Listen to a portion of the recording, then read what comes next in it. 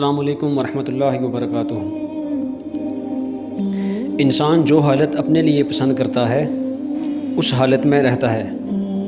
برا آدمی کسی کے ساتھ نیک گمان نہیں رکھتا کیونکہ وہ ہر ایک کو اپنے جیسا خیال کرتا ہے۔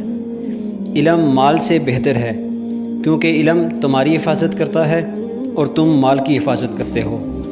میزان اعمال کو خیرات کے وزن سے بھاری کرو۔ آدمی اگر عاجز ہو اور نیک کام کرتا ہو تو اس سے اچھا ہے کہ قوت رکھے اور برے کام نہ چھوڑے۔ شرافت عقل و ادب سے ہے نہ کہ مال و نسب سے ہے۔ حرام کاموں سے نفس کو روکنا بھی صبر کی دوسری قسم ہے۔ جلد باز آدمی اکثر اپنے کیے پر نادم ہوتا ہے۔ اگر نادم نہ ہو تو سمجھ لو کہ اس کا جنون مستحکم ہو گیا ہے۔ دوسروں کے سینے سے شر اس وقت دور کر کہ پہلے تو اپنے سینے کی صفائی کر لے۔ جو شخص اللہ تعالیٰ کو بھول جاتا ہے اللہ تعالیٰ اس کو اپنی جان بھی بھلا دیتا ہے۔ جو شخص کسی کے عیب تلاش کرنے میں رہتا ہے اسے کوئی نہ کوئی عیب مل ہی جاتا ہے۔ جس شخص کے دل میں جتنی زیادہ حرص ہوتی ہے اس کو اللہ تعالیٰ پر اتنا ہی کم یقین ہوتا ہے۔